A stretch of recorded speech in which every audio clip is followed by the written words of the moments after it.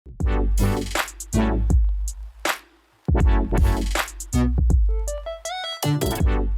welcome to the CMO Scoop. I'm your host, Lara August. I'm the CEO of Robot Creative.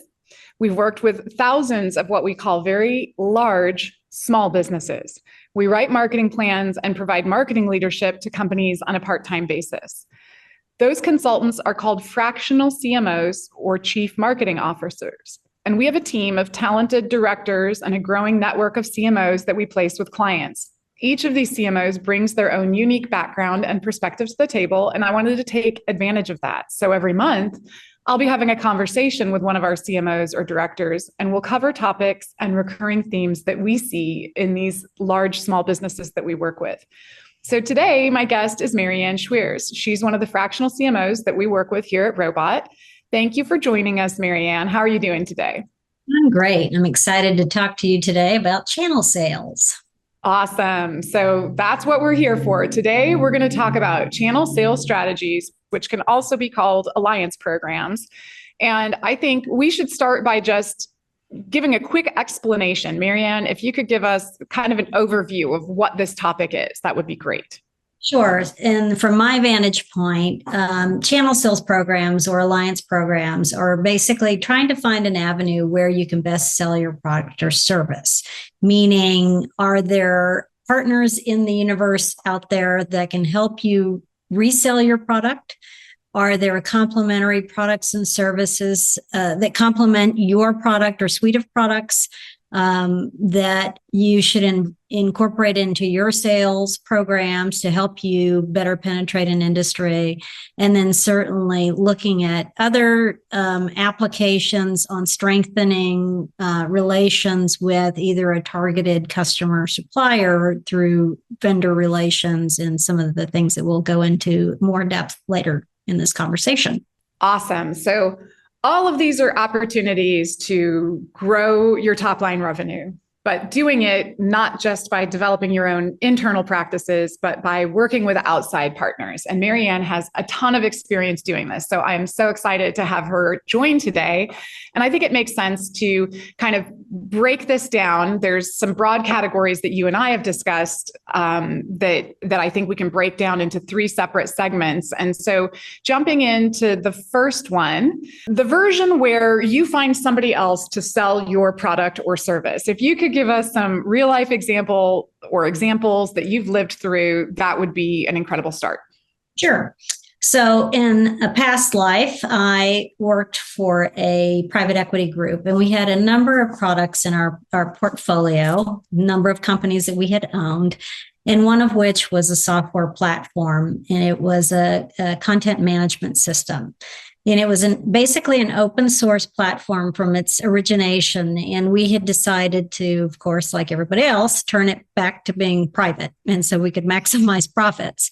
But the avenue in which we did that was to create an alliance program or partner program where I would go and find the companies around the planet that were selling and already selling or had our product as a solution to the things that they offered. An example is we had a large advertising agency in Australia.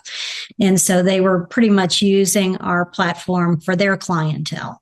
And so we put together a program that would incentivize not only the agencies that had our product to continue to resell our product, but also to bring in new agencies or companies that were interested in getting into the content management environment and offering that tool set. And we also had taken it upon us to repurpose a little bit of the functionality in that solution to create a new, more complex sales tool.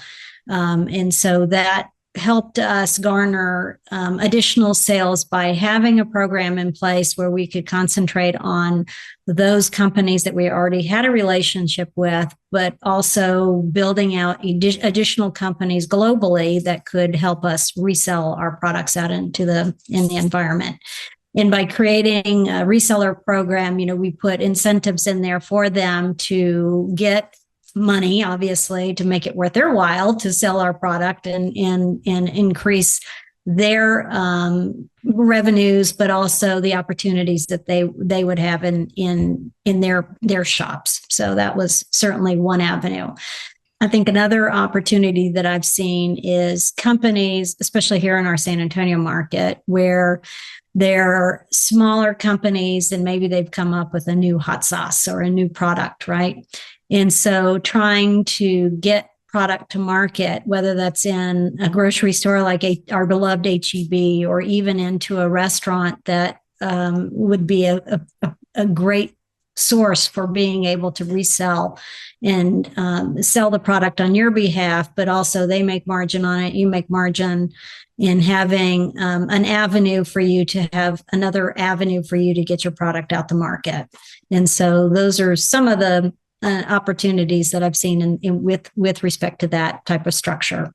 Perfect. So there's all different kinds of businesses. So depending on what it is you're selling, you're going to have different channel opportunities. But instead of just going direct to your customer, you're looking for other partner organizations, companies, retailers, resellers. There's a lot of different names it could go by depending on the type of product or service that you're selling. But you're basically looking for someone else who would find it beneficial to also sell these products for a percentage of the profit. Correct. And if you think about it, especially in the tech sector today, there's just such a proliferation of different tools and technologies. What can you add to your bag of tricks that makes your business more lucrative, that has that's a complement to what you're doing in your own organization, that helps you increase your sales, increase the likelihood that you can land a larger client or customer, or a specific client or customer in an industry where you may not have had any business in the previous evolution. So this, you have to think about it from the standpoint of the tools in your basket.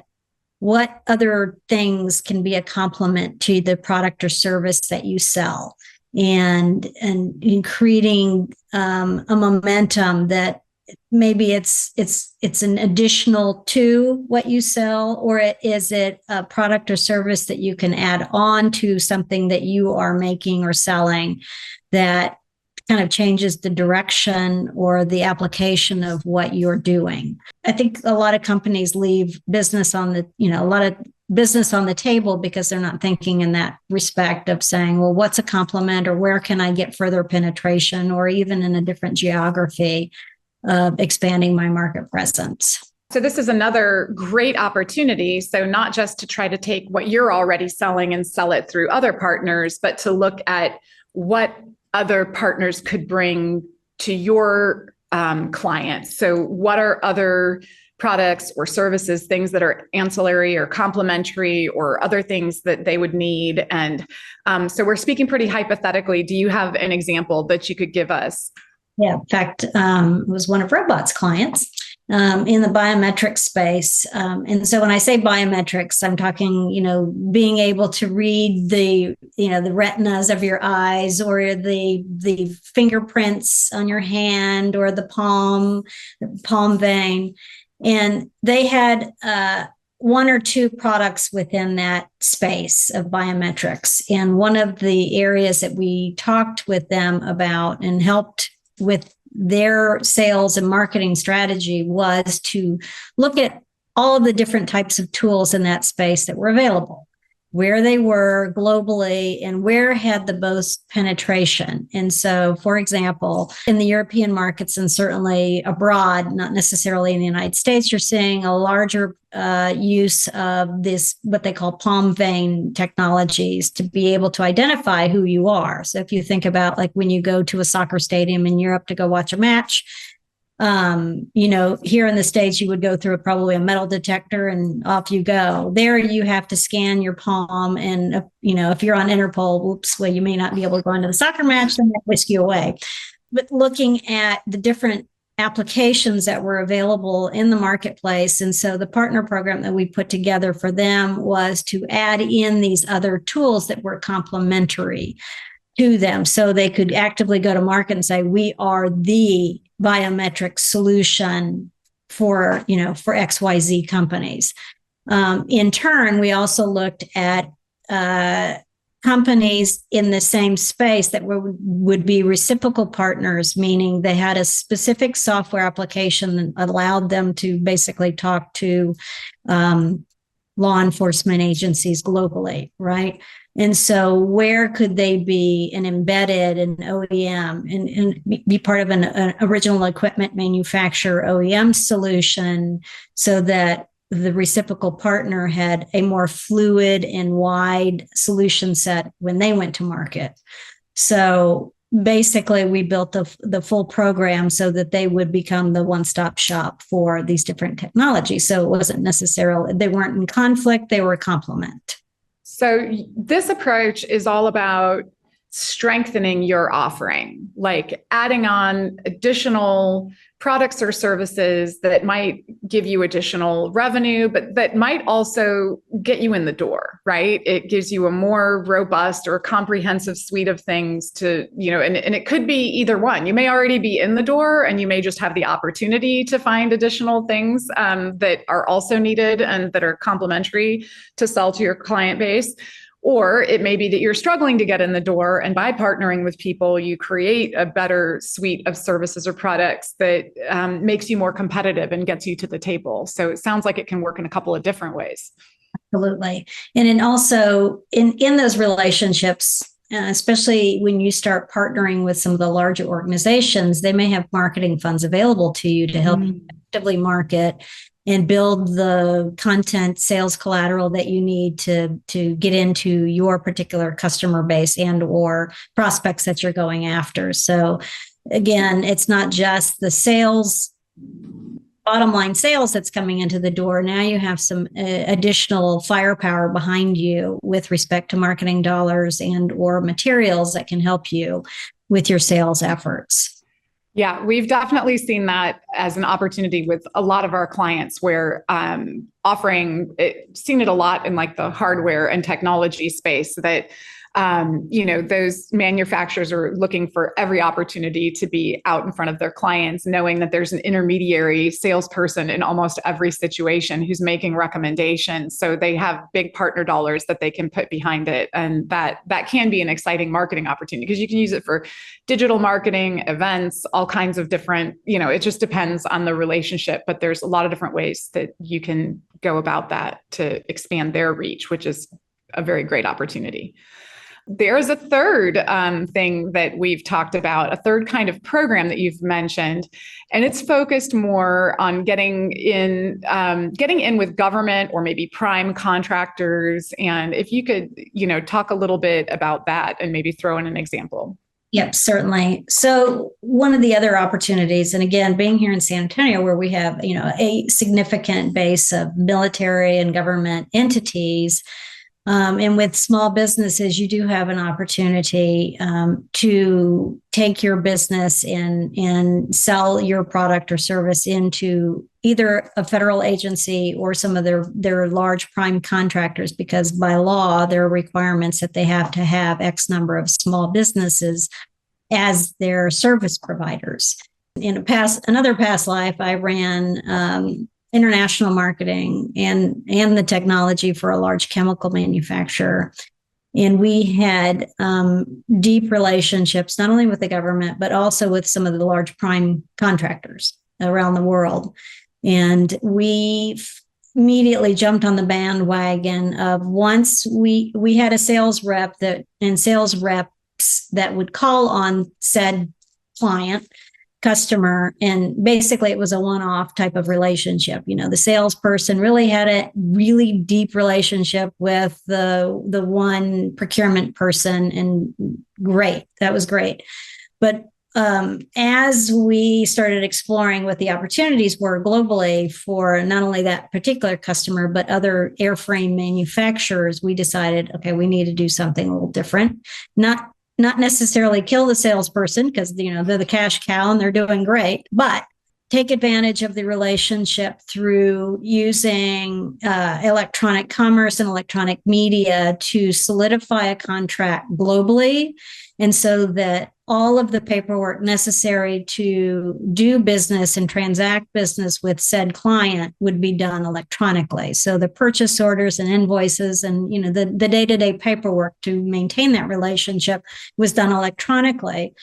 And we jumped on the bandwagon pretty quickly to say, yep, raised our hand. We can do it. We can do it this way. And we had, 500 SKU products in the chemicals line that we could provide an electronic catalog and have that submitted to the airframe company to solidify the relationship. So in general, that industry was seeing a slowdown, but our business took off by at least 60% in revenues across the board, across all the major airframe manufacturers, because we had this secret weapon that we could, take advantage of being able to be compliant with providing, again, the necessary paperwork. You think about purchase orders and invoices, the paperwork that, most salespeople just don't want to deal with anyway, other than, get the order, but be able to do that electronically and have all those orders be auto-generated. So anytime that you've made that investment of time and technology and money into building that relationship, it also becomes a little more difficult for them to cut the ties with you because both parties have made that investment. And so for the small businesses out there that are, sell product or service and sell to the government and or to the primes, again, know that this is a reality. It's a requirement, but it's also an opportunity if you're smart with what you can do and getting those types of things set up. So looking for opportunities to make an investment to build technological connections that are hard for other people to overtake, right? Like that makes a lot of sense. Yep. Perfect. So, I want to pause for a moment and just ask Tangela if we've had any questions come in through the Q&A. So we've kind of given a brief overview of different ways to approach channel sales strategies and to look for opportunities. I want to see if there's any questions, any specific industries in the audience, if we had anything that's come in. We do have some technology industries in the audience and wanted to get more information on how do channel sales support or conflict with the existing direct sales team? Good question. Well, again, it probably depends heavily on the structure of the company itself and the sales leadership team, but it shouldn't be necessarily a conflict. I think of it as a complement. And in the example that I just talked, where we had the one salesperson that I'll also caveat and say that he was a former NFL football player. So he wasn't the nicest of humans in the morning. Usually at, 8:00 in the morning, my time, Central Time, I get a call from a former NFL football player that was doing sales, and he would just chew me out. So we had conflicts for a while, but once I proved to him and say, I'm not killing your business, instead, I'm going to triple your business in the long run because, this is your account. And the relationships that we have, he was my best buddy at the end of the day, but it took a beating for a little while. In other scenarios, real world scenarios, the sales organization needs to determine, okay, you have the key accounts that you have. And in some cases, you need that sales rep that needs to handhold and babysit the account because the client is difficult or the account is difficult. But by having a channels program, they should also be a part of that process to determine what's working in said client so that can be replicated across that industry, and or have incentive programs so as they continue to support and drive that particular account, even though it may be in a channels program, that they're still getting compensated for their level of effort and work. So part of that is the structure, part of that's the compensation programs, and part of that is the team dynamics too. Sales, as we all know, everybody's pretty singular and pretty, eye on the ball. on accomplishing their accounts and hitting their sales targets because, they want to make sales and make profits, is to, again, build the program such that there's an incentive both for the individual contributors as well as the team that's managing that. I think depending on the organization, it might be such that, if the clients coming in are going to require some hand-holding, as you've described, and where you're going to need to form a future sales relationship directly with them within the existing sales team, that it makes sense to incentivize them. But I think that there can also be a world in which a channel sales program is touching new opportunities that doesn't overlap with any of the existing reps that, they wouldn't probably have access to otherwise. And there's even an opportunity to develop an internal team that just handles the channel sales relationship, or that might be a person, or it might be the sales leadership, just depending on how much involvement is required and how complex the sale is, how complex the relationship is afterwards, all of those things. If it's super transactional, it may not matter. If there is that longer term relationship development, then clearly you'd want somebody on your team also incentivized and looped in. I would agree with that too. And it may be an opportunity where you bring in the channel sales, where it's a new industry, new territory, where you don't have representation. And then that helps you, obtain more market share and increase your sales. Tangelo, Awesome. do we have more? Yeah, I was just going to hit one more that we got. So how do I prevent partners from undercutting my prices? Usually that's contractually set up. At the start, you have an idea that, okay, you have XYZ product that you're going to sell, and that you need to make XYZ in margin. So there's agreed upon. Usually they'll have a ceiling as to, here's the bare minimum that the main company has, and then the reseller can determine how much above they can get away with in selling. So they shouldn't necessarily, does that happen? Of course it does, but I think you need to have the contractual agreement set up beforehand. And so if that does occur with a sales organization or sales rep that does that, then there's consequence for it. So I know that we have guests from a variety of different backgrounds that tune into this program that might be online today or listen to it later. And I thought maybe we could just brainstorm for a minute about different types of opportunities for different types of businesses. And it might also be, might jog some ideas and be a great time for our guests to add additional questions in or brainstorm with you all that are on listening. So let's take Marianne, like a restaurant, for example. Like, what are some ideas or ways that they could consider using channel sales in a restaurant? Well, for restaurants, it's a matter of, what are they doing today? And are there products, spices, food products, complementary to wine, right? Alcohol always sells. If you think about, like, you go into any of the brands like Chewy's, and they also have paraphernalia that you can buy, caps and shirts and things of this nature. I've seen, where they have some of the Stanley cups or the Yeti cups, branded with whatever their company or the restaurant name is. But you do see a lot more of the I think for restaurants, if they have a complimentary sauce that they've been using in the kitchen that they might buy from a small local vendor, that's an avenue, making a sauce or a hot sauce or a salad dressing or something that's available, and maybe it's co-branded, or have the opportunity where, they're a proud sponsor of XYZ. To come into a restaurant and give them another opportunity. Especially here in San Antonio, I see a lot of hot sauces. Yeah, absolutely. So yeah, for a restaurant, this can work in a couple of different directions. If you've ever been into a restaurant and you see like branded names of food products or things like that. So the only reason you would do that as a restaurant realistically would be because you're either getting a discount or you're getting some kind of monetary compensation, like promotional dollars or something like that, to include that branding if it's something that's coming from like an outside vendor. Some restaurants will bottle and sell, things from outside vendors, or they may, do the same thing with theirs. And I think the opportunity is some restaurants will figure out how to package their goods and then sell those other places as well, creating exposure.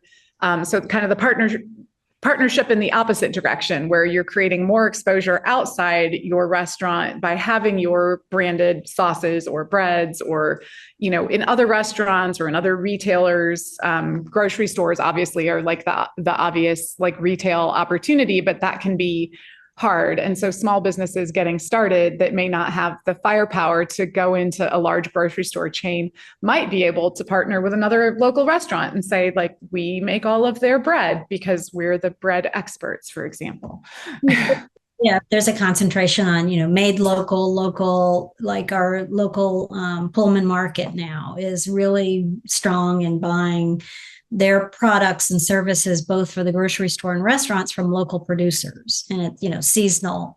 So, that is a trend universally where people are buying local, especially we see it in the cattle industry right now, where, there's a mess in the news, but for local producers to be able to say, this is grass fed and it's local, and sell it into the restaurants, to the grocery stores, to the other small neighborhood markets, so to speak, or farmers markets and things of this nature, to get exposure. And same could be said for other products, again, sauces and dressings and, products that aren't perishable, but are not immediate perishable product where it can stand on a shelf someplace. Absolutely. Okay. So that's kind of touching on restaurants. Let's shift gears a little bit. And you've worked with a camping gear company before. So it's one that we talked about as an interesting example. If you want to kind of fill us in on what some interesting ideas might be for a company like that, product manufacturer. So this company had a unique product that they patented, where you can basically build a fire pit, either camping in a large scale, having a fire pit in your backyard and celebrating party, or down to a small, tiny unit where you could literally go into a physical backpack, right? And you're hiking and want to camp out. And so we were thinking of different avenues for them. And it's like, well, let's go find some complementary, REI is a given. Everybody buys their camping gear there. But, some of the offshoot, outback, out country, websites, et cetera, that are smaller, again, like family run operations, where they want to have something different versus, a little sterno stove. And now you have something that's unique and different. And we also talked about, the whole industry of glamping. Well, you could put this in your, cross-country vehicle, easy, stow it in a little, area in your vehicle, and off you go. And you always have this thing that's available and you don't have to think about it. Down to other organizations that, catered to backpacks and the physical equipment, so that this could be a complementary item that gets packaged into the product itself when they go buy it. And so we looked at another, a number of different avenues for them to play on, being a complement to XYZ, whatever the outcome was, whether it was, outdoor activities, again, backyard party, having something when the weather's cooler. If you're in Texas, one of these days it'll be cooler here, where you want to set up fireside chat in the backyard, or more extreme if you're an outdoor enthusiast and want to go camping and backpacking and such, and having an opportunity to take this item with you that's very compact, has a case, and makes it super easy, versus having to go find sticks and twigs and or a location, a campsite that has already ready-made circle of rocks, etc., fire pit, so that you can be ready on the fly. So for smaller companies or startups that don't have the firepower to get into a place like Dick's Sporting Goods or REI or one of these really, really large retailers, you need a lot of inventory. You need a lot more probably background going in to get shelf space in a place like that. So you can start out by looking for other complementary opportunities, smaller retailers, mom and pop shops, online opportunities and kind of like adjacent opportunities to build up your inventory and your business to the point where you maybe can get into some of those larger retail operations. So I think that's a really good example of a small product. And so shifting gears, so professional services, this is another area that is just completely different. And if you could talk to us about maybe some ways a professional services company could go about building alliance or reseller programs. Sure. So in professional services, and when we say that, you think consulting services or, IT software development, things of this nature. Even marketing, any type of consulting. Yeah. Because, professional services, maybe even like legal, right? Accounting, engineering. Yeah. Well, finding the complementary programs that could help you in your sales. So an example, in consulting services, we'd always look at, what's the hottest trend in technology right now? Well, they need somebody to come in and help implement XYZ product. So we would quickly find, whether it was Microsoft or some offshoot new software startup, that had much, market potential. They were solving a problem in the market that we were aware of. We would go after them to bring them in to either resell their product or be their service provider, so that when they were selling the product and they needed somebody to come in and do the implementation of the software at a client, we were the go-to organization. So I think the same could be said for any of the professional organizations out there. CPAs, you start seeing accounting firms that are starting to get outside of just the auditing and CPA work. They're starting to do forensic accounting and then some implementation when it comes to selling or buying and selling companies where they're the CPA on site, facilitating some of the financial pieces of that. And other organizations in the professional services realm is finding what's complementary. Where can you leverage the skill sets that you have in-house to your company and help to not only expand your sales, but build a compelling solution set that adheres to or addresses an issue that's in the market today that some of your competitors aren't necessarily going after. And of course, today in the professional services and the IT side and consulting, it's AI, everything. So, but that still has a challenge of, okay, how do you implement it? And where's the governance that's coming in and, hands-on figuring out what works. So I think in the professional services industry, it's always finding what's that next thing that can help you in your sales to stay relevant, to help expand your market presence. And certainly your salespeople will, if you're having ongoing conversations with your sales organization and they're looking at, they're selling one product and coming back and saying, well, our competitor is either doing XYZ and we're losing business, or there's an opportunity that we're seeing as we sell our product because there's a gap. And what can we do to, fill that gap? And is there an existing company or product or service that fills that gap that we can bring in to help filled out what that solution set is, so that you maintain, your current sales levels and or increase them. Perfect. Okay. So thank you. These are three really different types of businesses. So obviously the approach to how you would begin something with a channel sales strategy is very different. And so just broadly speaking, Marianne, do you have any hot tips or advice on, for any of our listeners on how they could get started? Like, I hear all of this in theory, but what is step one? What do I do? I think first of all is, what is it that you produce, sell? What do you make? And how is that unique in the marketplace today? How have sales been in the past? Obviously, market dynamics change. Are you on the growth trajectory, or sales declining, and why is that? I think it's also understanding what your competition is doing. I think that's paramount. Are they partnering with companies that are knocking you out, or what's going on? And I think it's understanding the overall market dynamics as well. If you look at, the sentiment across the U.S. today is, more localized. We're seeing that. So what is the advantage that you can provide to your clients? And again, is there a gap in the solution that you're offering, whether that's a product or service, that is there a complement out there that you can bring into the solution that helps you be more marketable to your base of clients and prospects?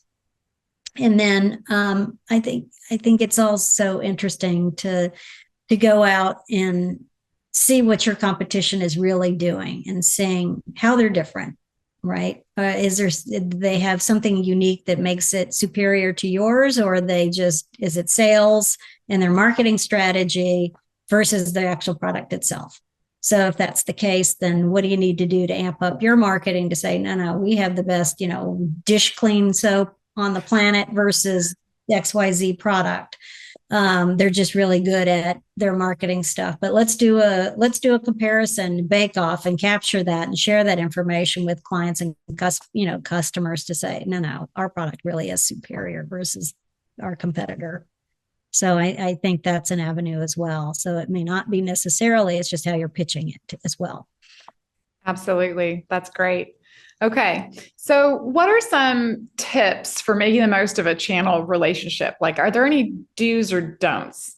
Well, do's and don'ts. I think what I just stipulated, understanding who you are and how you play in the marketplace is one thing. I think it's also, as you identify potential partners in the marketplace, it's really doing your due diligence on them to make sure that they're legit. Again, I keep saying we're here in Texas, and, we have close proximity to Mexico. So we do have a lot of business that transact across the border of products being OEM'd and sold, or coming into the States, and companies here representing the product. So just making sure that the company is legit, that you partner with, and then having those structures up front in the conversations and the paperwork that it makes sense economically for both parties to forge that relationship. You've got to make money. The company that you're partnering with also is there to make money and not for their health. So it's a matter of sitting down and really identifying what makes economic sense. What type of margins do you want to have?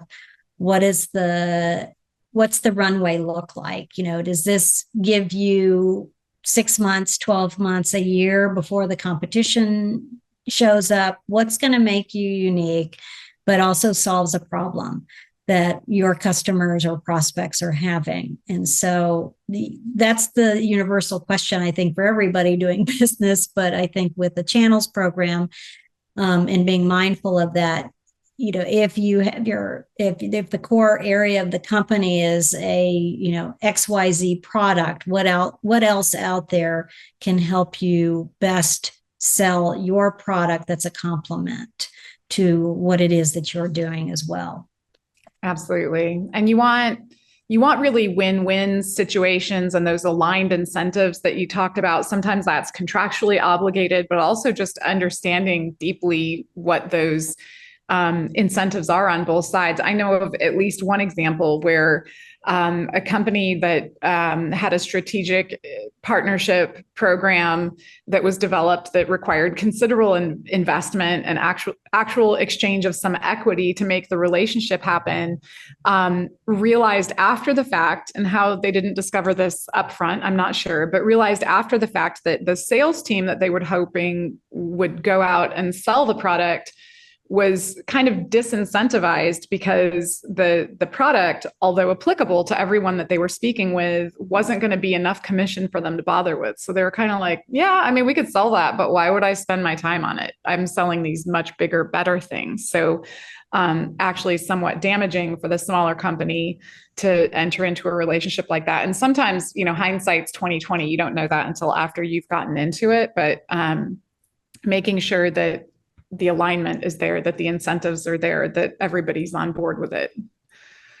And then you mentioned earlier in terms of the government programs, finding a way to make it sticky. If it is working, if it is a great opportunity, how can you create a technology advantage or an operational advantage or a certification advantage or something that makes it hard for competitors to come in and take away? And the physical relationship itself, right? So delivering what you say you're going to do and providing good service and value to the customer. But those are the other peripheral things that you should do to help you make it sticky and make it harder for them to cut you off. And again, depending upon where you are located, by federal requirements, the government does have requirements for primes to be able to solicit business and do business with small business entities. And a lot of the larger corporations in the US especially have that same requirement, but that a percentage of the business that, the vendors that they're doing business with be designated small businesses. So that might be in the process of being unraveled. We'll see. But, it's interesting because, we've had the whole argument in this last 6 months of DEIA stuff going away, but that piece of it may go away, but there's still a federal requirement that they be a small business by way of classification of, X number of revenues or disadvantaged business. So that's still in play.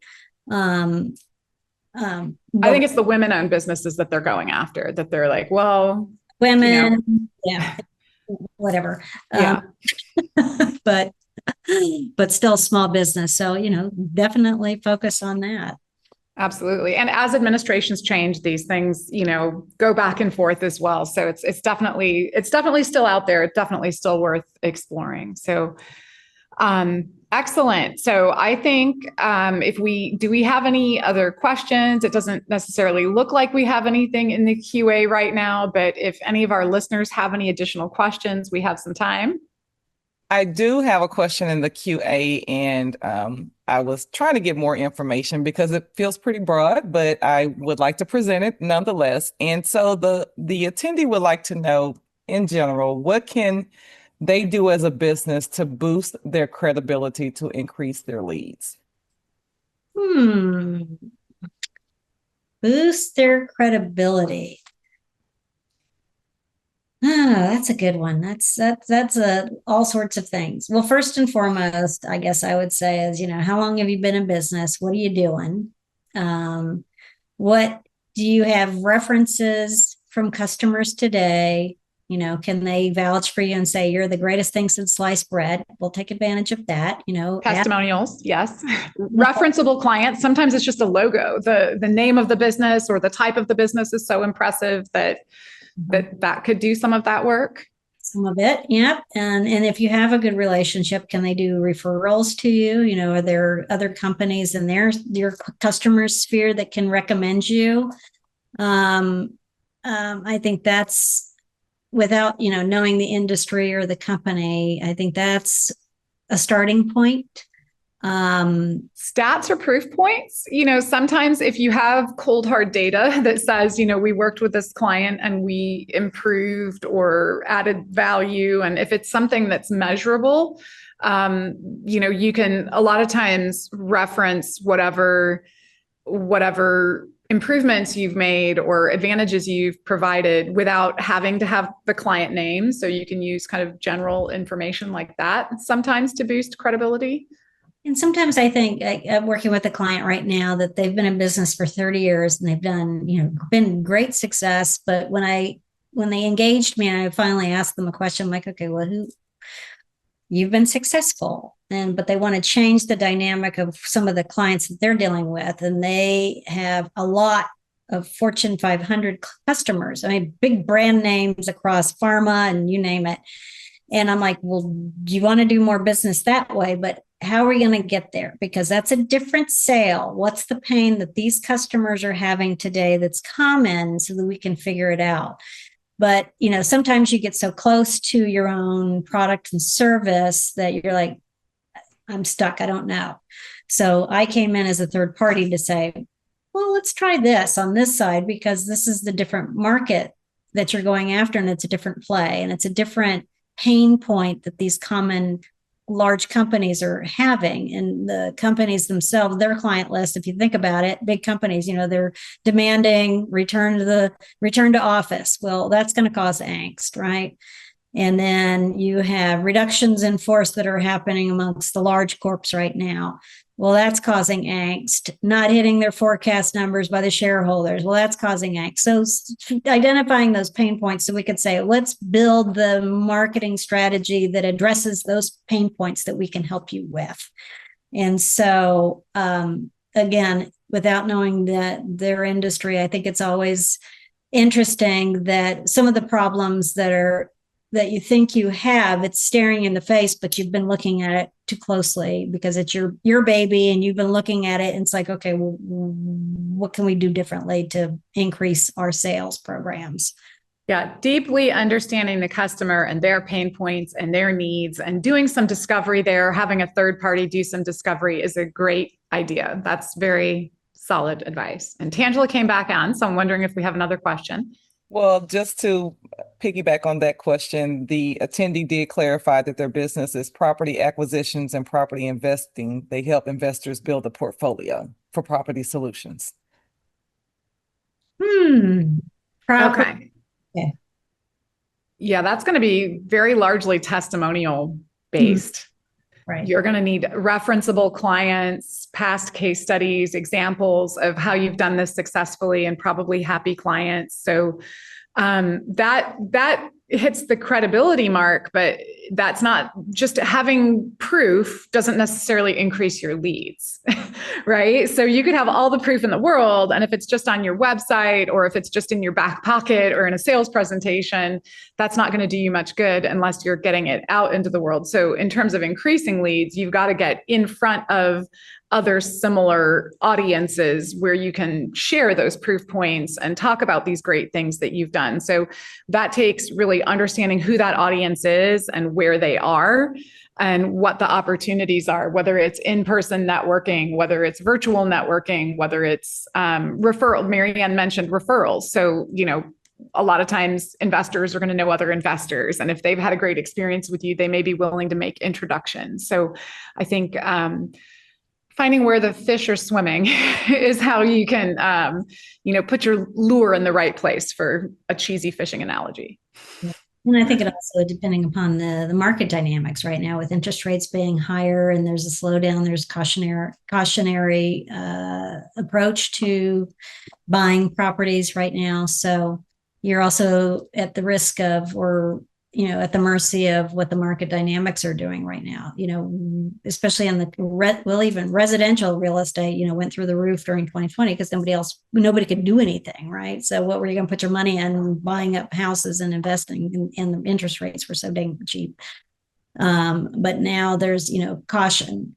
And you're also saying for investors in residential, I don't know if you're residential or commercial, but on the residential side, you're starting to see pushback in areas, especially in metropolitan areas, because of what happened during COVID, with so many investors buying residential properties, decided to buy up a lot of residential properties and use those for short-term rentals. And you're starting to see a lot of municipal areas around the country, especially in metro areas, prevent that short-term rentals in residential. So that has an impact on the investment community that is looking to continue that wave of buying residential properties and either flipping them or making them short-term rentals or potentially even long-term rental properties. So you're dealing with market dynamics there, and some of that's political, some of that's the economic, and just general consumer sentiment of what's been happening in residential communities around the U.S. Thank you so much, Marianne. And so hopefully we've answered your questions in the QA.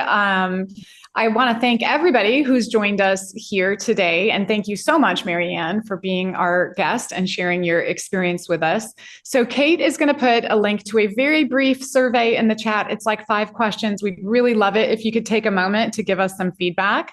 And I want to let you know, we're also offering a workshop called Kickstart Your Marketing on December 4th. We do this every year.